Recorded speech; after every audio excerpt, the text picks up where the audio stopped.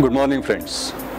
I, Deepak Kannal, the ex-Dean of Faculty of Fine Arts, MS University of Baroda, and a professor in Art History and Aesthetics, welcomes you for the second module in the subject of Philosophy and Aesthetics for the PG course in Visual Arts. Yesterday, we tried to discuss the basic notion of aesthetics and some of the early developments. We also tried to take stock of the comparative study between the Indian aesthetic thought and the Western aesthetic thought. Today, we'll start the module with a very cursory understanding of the chronology of aesthetic thought in the West and in our own country. Chronology, that way, is not very important because the thought is not important because it is an early thought or it is a later thought. But at the same time, the circumstances in which the thought was born sometimes play a very important role in the development of that thought. One.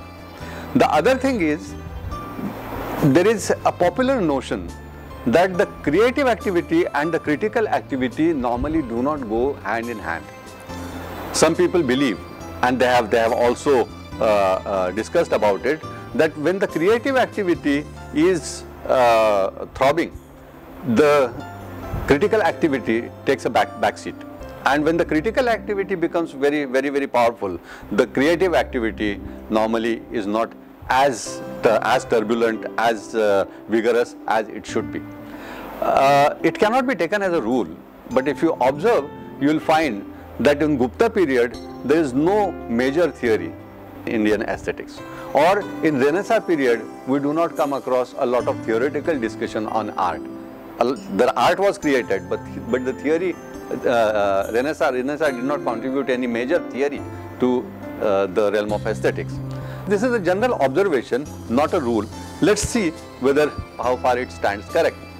And as it is, we should have a general understanding of the chronology, and that is why I thought that before we start with the early theories in Indian aesthetics, we'll have a brief account of the chronological development of Indian and Western aesthetic thought. The art tradition, the creation of art, goes back to thousands of years. Now, some of you have been working on rock art, and we know that even as early as 35,000 years BC or 20,000 years BC, the man was creating art. But the theorization started much later. The criticism started much later. And the earliest theorization or the theoretical attempt in Indian continent can be traced back to 4th or 5th century BC. Unfortunately, the actual work is not available to us. But in Panini's Ashtadhyayi, Panini is one of the greatest grammarians that is known to the world, and his date is roughly 4th century BC. In his text Ashtadhyayi, he has talked about a few scholars which are very important. He says, in Ashtadhyayi, Panini has written Parasharya Shilalibhyam Bhikshu Natasutrayoho Karmanda Krushashvadini, which means that there were at least two scholars, Shilalin and Krushashva, that were known to Panini. And if Panini is 4th century BC, perhaps these scholars may go back to 5th century. But we only know the names, nothing more than the names. If we go a little further, in the West, we can see that 4th century is a very turbulent period. One of the greatest philosophers, one of the greatest aesthetes that is known to the world, Plato, was born in 4th century. He was active in 4th century. And we know that Plato and Aristotle, both the greatest philosophers in the history of aesthetics, were active in 4th century BC in Greece. If we see the parallel developments in India, that could be the period of Bhartrhari. Now, Bhartrhari again is a controversial name because we think that there are 3 Bhartrharis. If you try to trace the period of Bhartrhari, some of the scholars are of the opinion that he goes back to 3rd, 4th century. Some people keep him in 1st century, some push him to 3rd, 4th century AD, and some are of the opinion that he is a medieval scholar. But now we have realized that there is no single Bhartrhari, there are 3 Bhartrharis. One of them was a linguist and who is known for his great work called the Trikanti. It is a trilogy of 3 texts, And for us, Vakyapadiyam, the second text, is most important. We'll talk about it while talking about the theory of Dhvani. So this linguist Bhartrhari perhaps is the earliest of them. There is another Bhartrhari who is known for Subhashita Trayi, and the period of the second Bhartrhari could be 3rd, 4th century AD. And the third Bhartrhari is a Nathasiddha whose period could be 12th century. We are concerned about the linguist Bhartrhari who perhaps goes back to 3rd, 4th century to 1st century BC. So in India we have a scholar like Bhartrhari. In the West we have two great scholars like Plato and Aristotle. Now if we talk of Plato and Aristotle, Plato is basically a philosopher. He is not an aesthete. He has written about every aspect of life, and obviously while writing about life he has also written about art. But unfortunately Plato doesn't have a very high opinion about the art and the artists. Rather he is extremely critical about the art activity and the community of artists. I'm sure you must have read about it. We'll talk about it at a later juncture. He is mainly interested in knowledge, and while talking about knowledge he also brings in the knowledge that can be acquired through art. But his pupil Aristotle has great regards for art. Aristotle was working when Greece was troubled by very severe epidemics, and you know the period of epidemics in those days used to be really a tragic period because there used to be thousands of deaths every day. Under these circumstances, Aristotle is giving a thought to art, and naturally he looks at art from a different perspective. He looks at art as a relieving element, as a cathartic element from the sorrow which the people are undergoing. So naturally Plato's perspective to art and Aristotle's perspective to art is different from each other. Both of them conclude their observations differently and they come up with different theories. So this particular period in the Western aesthetic history is very, very important, 4th century, because the most important aesthetes of Western tradition are born in this particular period. For India too, this is also a very important period, but the golden period of Indian aesthetics comes a little later, 1st century BC and AD. Now, if you see that particular period, 1st century BC or 1st century AD, that is the period when Bharata Muni's Natya Shastra was written. This is the period which has been accepted by most of the scholars all over the world, that the period of Natya Shastra could be either 1st century BC or 1st century AD. Now, we are going to discuss about Natya Shastra in great details in the later part of this session. So, I am not going to speak much about it. We will go a little further and enter into 1st century AD, 1st century Common Era, 1st century CE. This is the period which is attributed to a scholar called Longinus. Now again, since we do not have very specific recordings of these periods, we do not know the exact dates of these scholars, but Longinus could be either placed in 1st century CE or 3rd century CE. He is a very important scholar, and if you remember, yesterday we talked about one of his theories called the theory of sublime. I told you that he was a rhetorist and he has written about sublime, and sublime became a very important theory in 19th century. So Longinus, the other scholar is Horace. The text which is written by Longinus is known as Periapsus, and the text which is attributed to Horace is Ars Poetica, the art of poetics. But Horace's text is a very small text and is a very mediocre text, though he is mentioned in the history of aesthetics because he is the only scholar working in that period. He has not contributed very significantly to the aesthetic thought of the West. It is a very, very simple mediocre theory. Rather, he has been criticized for his mediocrity by his later scholars. But these are the two scholars which are known to us from this particular period. And then we proceed to 2nd century CE or 2nd century AD. In 2nd century AD, there is a huge team of scholars that seems to be active in the Indian continent. If we see Bharata's Natya Shastra and the other texts, it is said that, if you remember our yesterday's session, I told you that Bharata received his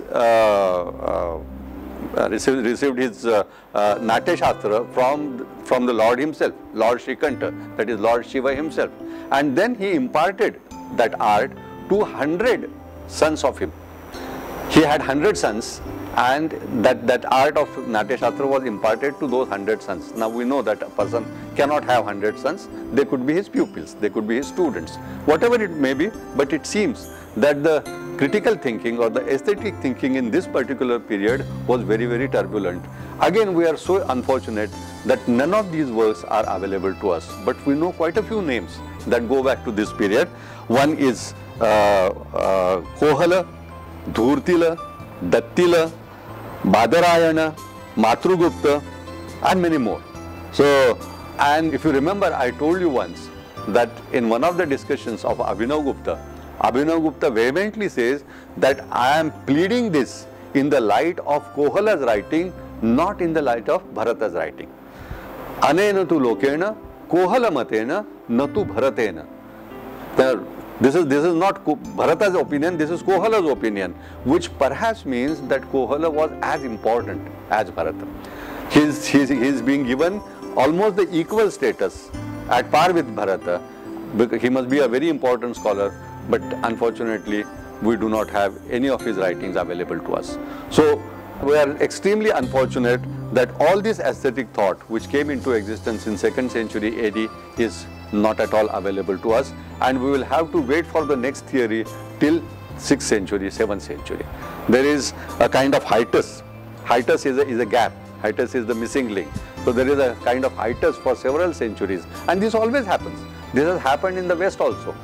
If there is a great thought, there is always a period of hiatus, because if something serious is said, probably the people keep thinking about it for a long time. The people believe, trust in it for a long time, and they don't need a new thought. The same is true about the political developments also. After a great kingdom, there is always a period of lesser kingdoms. You can see that after Gupta kingdom, there is a period of hiatus. After Maurya kingdom, there is a period of hiatus. This always happens. So in the Western tradition, there is a hiatus of about 1000 years. After Longinus and Horace, we do not come across any major theoretician till about 13th century. One of the possible reasons could be, you know, that in the later period, the center of Roman power shifted to Istanbul. In those days, it was Constantinople, the city which was established by King Constantine. And Constantinople was conquered and destroyed by Arabs in the medieval period. They destroyed everything, including the libraries, including the palaces, and it is quite possible that all the scholastic contribution which was given by the Greek scholars was burned down to ashes. That could be one of the reasons why we do not know anything about the scholarly writing in the West till about 13th century. This is a possibility. The other possibility is perhaps there was no major writing in the realm of aesthetics for such a long time. In 13th century, we come across scholars like St. Thomas Aquinas, who changed the course of aesthetics and started giving more importance to religious and ethics than beauty. But we'll talk about them later. We'll take cognizance of the things what is happening in India at that juncture. I told you that after 2nd century AD, there is a hiatus of about 4 centuries. In 3rd, 4th, 5th century, nothing significant happens. And then comes a very important text which is important for us, for the visual artist, that is the Chitra Sutra of Vishnu Dharmottara. Now, normally in the aesthetic discussion, we do not include Chitra Sutra of Vishnu Dharmottara, but we must include it because particularly for the visual artist, it is a very, very important text. Some of you must have studied it.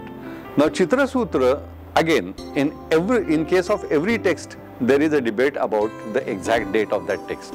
About Chitra Sutra, there are 3 major translations of Chitra Sutra.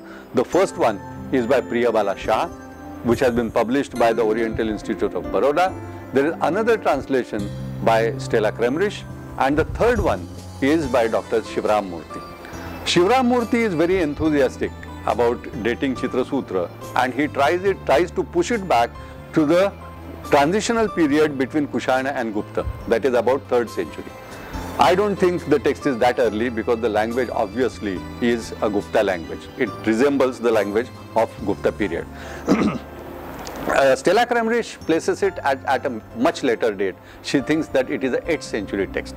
But Priyabala keeps it in 6th century. And if you see the description and the discussions in different chapters of Chitra Sutra, you will be convinced that the author of Chitra Sutra seems to be very well conversant with Ajanta. Because most of the paintings which he discusses and the qualities of paintings which he discusses are very similar to the painting of Ajanta. And probably he must be the person who was working in the period immediately after Ajanta. If we place Ajanta in 5th century, perhaps Chitra Sutra can be safely placed in 6th century. Chitra Sutra tries to inquire in all the technicalities of painting and it also gives a thought to the conceptual discussion of painting. So Chitra Sutra perhaps it's a very, very small text, but it is comparable to Natya Shastra. Natya Shastra is a huge compendium. Chitra Sutra is a small appendix to the Purana called Vishnu Dharmottara. There are two appendices. One is Chitra Sutra, the other is Nritya Sutra, and there is a 3rd supplement to that text which is known as Pratima Lakshan. Pratima Lakshan is about iconography. So at this juncture, we are not going to look into Pratima Lakshan at all. But Nritya Sutra and Chitra Sutra are the 2 important supplements to Vishnu Dharmottara, which inquire into the aesthetic problems of that particular period. This is 6th century. 7th century again is a very important period where 2 scholars, we should be proud to know it, that both these scholars seem to have some practical training, some technical training in visual arts. And these 2 scholars are Dandi and Bhama. Dandi and Bhama. There is a record which says that both of them have had some formal training in visual arts. And if you see their theory, you will realize that their understanding of visual arts has certainly played a role in their theory, which is called the theory of Riti. Now this theory of Riti again is not a new theory. Bharata has touched that possibility. He calls it Vritti, which has been converted into a full-fledged theory by Dandi and Vamana. Now Dandi and Vamana do not refer to each other's texts or each other's names in their writing. Bhamaha doesn't talk of Dandi and Dandi doesn't talk about Bhamaha. But while giving their arguments, you realize that Bhamaha is arguing against Dandi's views and Dandi is arguing against Bhamaha's views, which clearly indicate that they are totally aware of each other's views. So they must be contemporaneous to each other, and the possible date that can be attributed to them is 7th century, because Dandi's grandfather was in the court of Vakatakas. And you know that the Vakataka court, the Vakataka kingdom, came to a downfall in early 6th century. So if his grandfather goes back to 6th century, perhaps we can place Dandi very comfortably in 7th century. And since Bhamaha could be his contemporary, both of them can be placed comfortably in 7th century. They introduced a new theory, different than Bharata's Rasa Sutra, which is known as the theory of Riti, which resembles a lot with the Western notion of style. But this has nothing to do with style. Riti and style apparently look alike, but they are different. How? We'll discuss at a later juncture. 8th century, another important scholar who extended the thought of Riti further and also commented on the other issues of Indian aesthetics is Vamana. Vamana is a very, very important scholar, and he too contributed. Rather, he is the person who polished the theory of Riti and crystallized it further. And that is why most of the quotations on Riti are drawn from Vamana rather than Dandi and Bhama. 9th century perhaps is the most exciting period in the history of Indian aesthetics. I don't know what exactly must have happened at that time, but this is the period when India is throbbing. India is literally bubbling with scholastic activity, and not the whole of India. There was a lot of activity in the southern part of the country also, but the major activity was centered around Kashmir, in and around Kashmir. Most of the scholars who contributed to Indian scholastic tradition, they come from Kashmir Shaivism. They are basically Shaivites, and there is a separate branch of Shaivism which is known as Kashmir Shaivism, and most of the scholars who contributed to Indian aesthetics and other Indian philosophical thought are from that tradition. So the important scholars of that period, if we start from the earlier period, is Rudrata, Anandavardhana. Anandavardhana is the person who converted Bhartrhari's linguistic theory into an aesthetic theory. His Dhvanyaloka is a very, very important text, and that is considered to be a real original work in the history of Indian aesthetics. Then Rajasekhara and Kuntaka. Sri Shankuka. Again, Sri Shankuka is such a great scholar that yesterday I was telling you that sometimes a problem which has been raised in 4th century BC has been answered in 9th century AD. Actually, I was referring to this scholar, Shankuka. The doubts about art and art activity which have been raised by Plato are so beautifully answered, so beautifully solved and contested by Shankuka that you will be surprised that he has almost sorted out every objection that has been raised by Plato in his discussion. His theory is known as Chitraturga Nyaya, and Shankuka is a very, very important scholar who also goes back to 9th century. Then Bhattanayaka and Bhattalolata, they too commented on Rasa theory, and their comments are considered to be very important. They also belong to 9th century and belong to Kashmir Shaivism. And the giant of Indian aesthetic tradition, that is Abhinav Gupta. I'm sure you must have heard this name earlier. Abhinav Gupta is considered to be one of the greatest scholars in the Indian tradition. They attribute more than 75 books to Abhinav Gupta. They believe that he wrote more than 75 books, but we are concerned with 2 of his works which are mainly concentrating on the aesthetic thought. One is Abhinav Bharati, which gives a thought to Rasa theory, and the other is Dhvanyaloka Lochana. Now there is a pun in it. It is Dhvanyaloka Alochana, or it is Dhvanyaloka Lochana, a perspective into Dhvanyaloka. So Dhvanyaloka is the original text which is written by Anandavardhana, and Abhinav Gupta has written a commentary on Dhvanyaloka, giving his own opinions.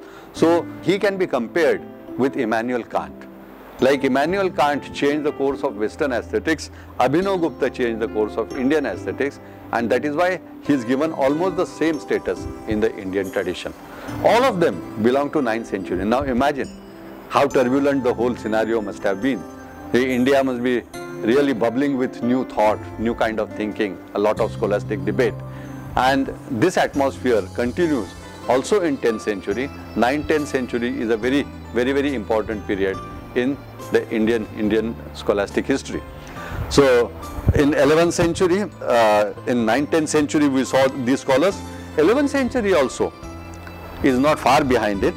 Mammata, Bhoja and Kshemendra are the Mammata, Bhoja and Kshemendra are the 3 important scholars who were active in 11th century. Kshemendra is known for his Auchitya Vichar. This is very important, that many a times, I'm sure in your childhood you must have heard that story of 4 friends who went to faraway lands and they learned the different arts. One of them learned the art of reconstructing the animal skeletons. The other learned the art of cladding the animal skeletons with their own skin. The third one learned the art of building up the muscles, and the fourth one learned the art of putting, was an ordinary, but they took the 5th friend also with them. When they were returning, they found a dead lion over there, and the first one reconstructed the skeleton, the other one clad the lion with the skin, the third one put the muscles. When the 4th one was about to put soul in it, this man, who was an ordinary man, he did not learn anything very special. He said that, what are you doing? Well, if you put life in it, the lion will eat us up. They said, no, no, we have learned this great art, we have learned this great vidya, we must exercise it somewhere. The fifth friend said, allow me to climb the tree. You may do whatever you want to. They put life in it and the lion ate all of them. Now this is a question of auchitya, propriety. There are so many things which in the scholarly world, there can be a long debate about it, and in using all your scholastic skill, you can prove a thing right or wrong. But sometimes the common sense plays a more important role.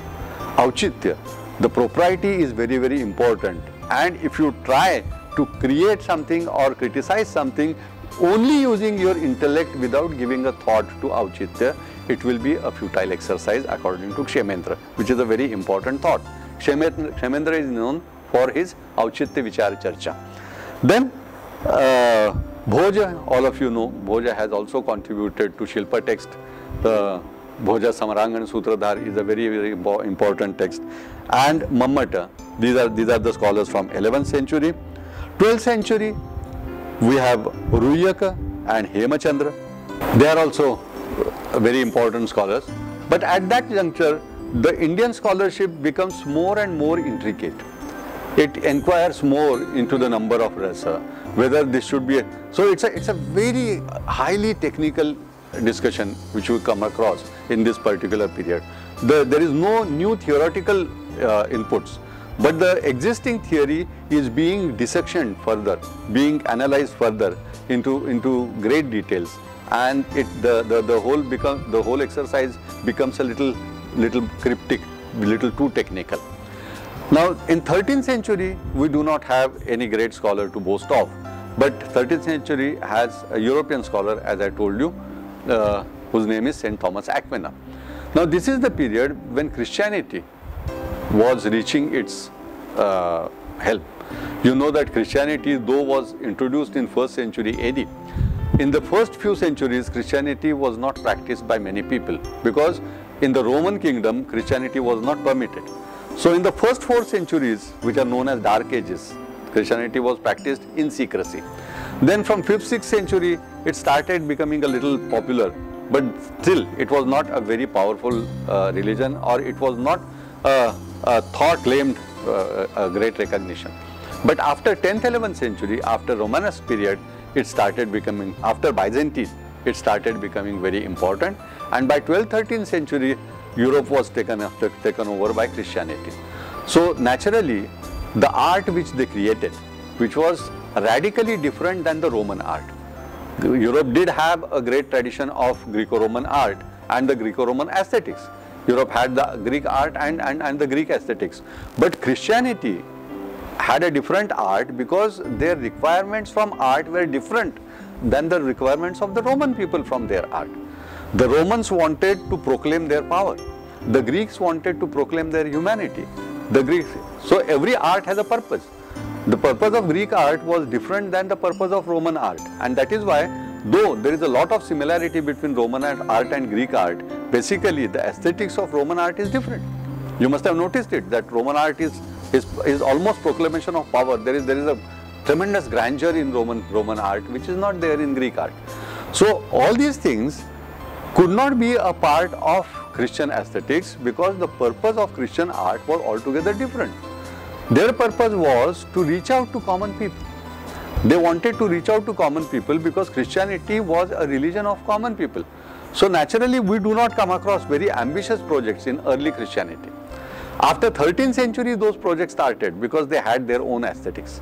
So after having the Christian aesthetics in 13th century, the new art of Christianity started. The Gothic, the Romanesque, the Gothic period came into existence, and after the discovery of the Greco-Roman thought, the combination of the Christian thought and the Greco-Roman thought resulted into Renaissance. You know these developments. But all these things happened in 13th and 14th century. When actually Renaissance came into being, there was hardly any theorization because people were busy creating art, not discussing art. They did not have time. Leonardo did not have time to discuss art. He wanted to create it. Michelangelo was busy creating new things. And there are some scholars like Ficino, a 15th century scholar, who has written about Renaissance aesthetics. But you will find that he borrows a lot again from Plato and Aristotle. He borrows a lot from the Greco-Roman writings and tries to formulate a theory which is almost a shadow of Greco-Roman philosophy. Because this is the period of Renaissance, they are reviving the Greco-Roman principles once again. So, and that is why it is called Renaissance period. So Ficino, though, is the sole name in 15th century, his contribution is not very significant. We cannot consider Ficino as a very significant, very important scholar in this history.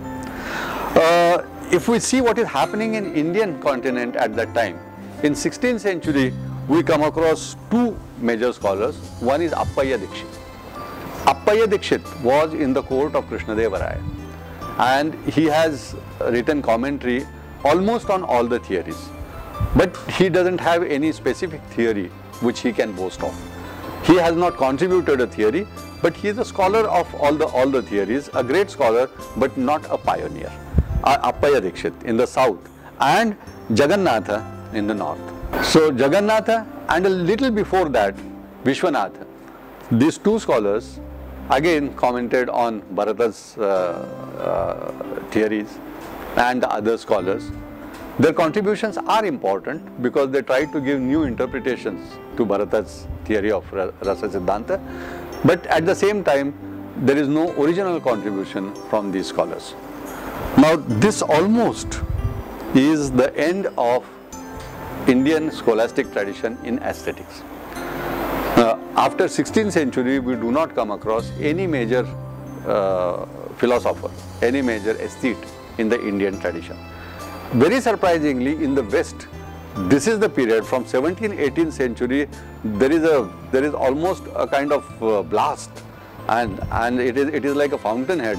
When from Kant onwards, Immanuel Kant onwards, there are so many philosophers who came onto the scene and contributed so many different things to the aesthetic thinking. If we shift to the Western scenario, after Ficino, in 18th century, 17th century, nothing very significant happened, either in India or in the West. But 18th century in Europe is a very important period, and this is the beginning of the modern world. Hegel is one of the important scholars of the Western tradition. The other scholar, which is important for various reasons, his theory is not very important, Baumgarten. But Baumgarten is the first person who started using the term aesthetics. We have been using this term commonly. Today we always talk about aesthetics, and when we talk about Plato, when we talk about Aristotle, we say that they are aesthetes. But actually the word aesthetics was not known till 18th century. Earlier it was considered to be philosophy of art. Baumgarten is the first person who introduced the term aesthetics. This term came into existence in 18th century. He is the first person to do that, and that is why he is a very important scholar.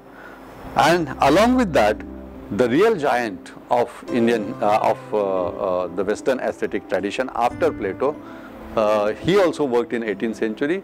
His name is Immanuel Kant. Immanuel Kant.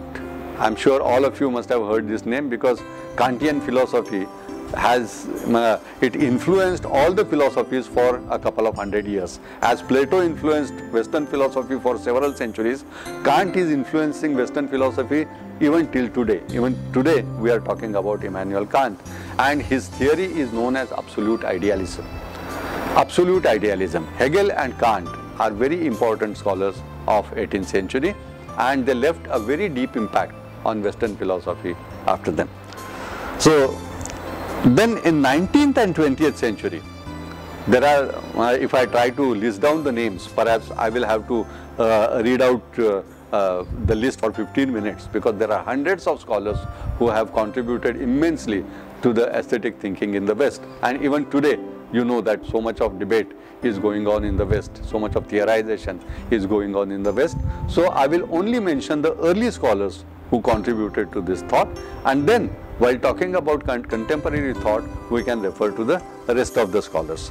So in 19th century, there are scholars like Benedetto Croce, Bosanquet, Collingwood, Clive Bell, Roger Fry, Susan Langer, I. Richards.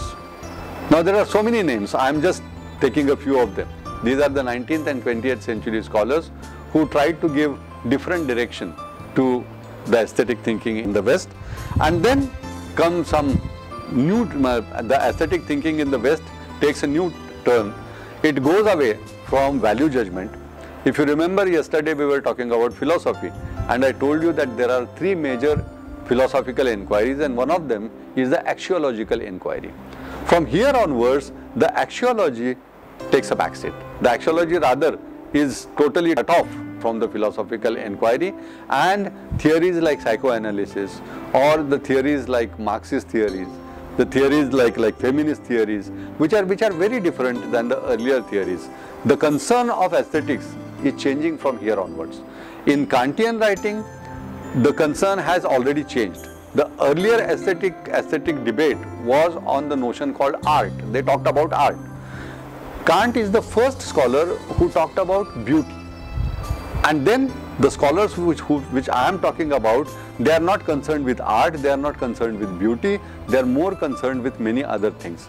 Like in Marxist thinking, you know that the Marxist scholars very vehemently say that if the art is not political, it is just decoration.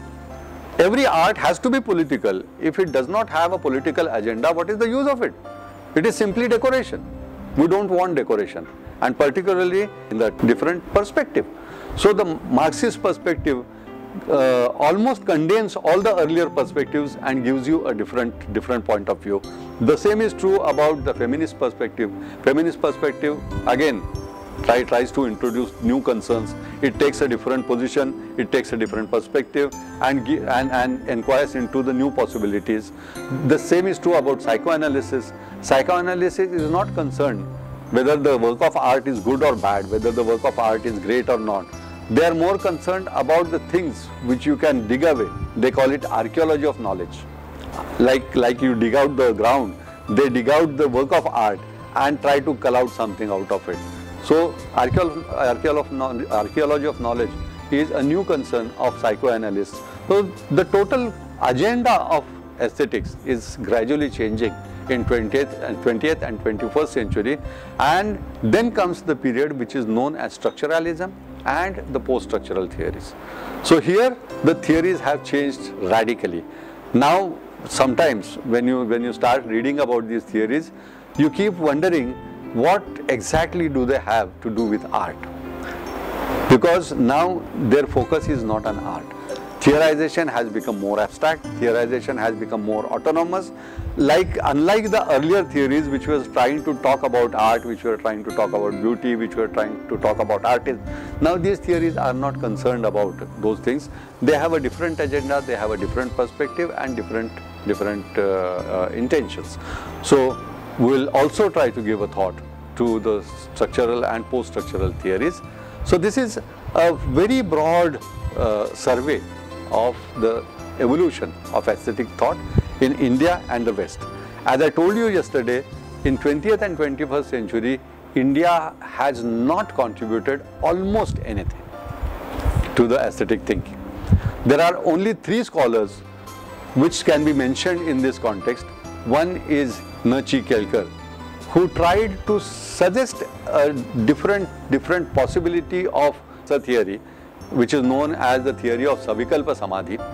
There is another scholar, B.S. Mardekar, who was a poet, and in his Arts and Man, he tried to propose an aesthetic theory. Unfortunately, the scholastic world did not take a very serious note of it.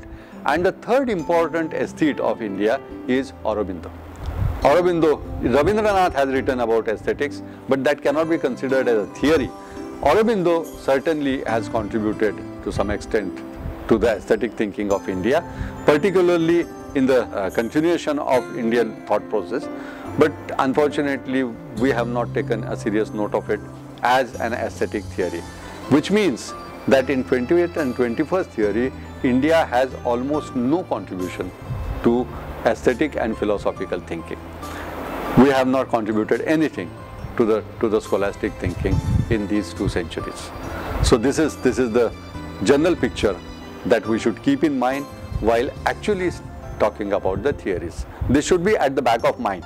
you need not learn this chronology by heart, but this is the general understanding which should be there while talking about different theories and discussing their significance. So we'll continue further with the early developments in Indian aesthetic.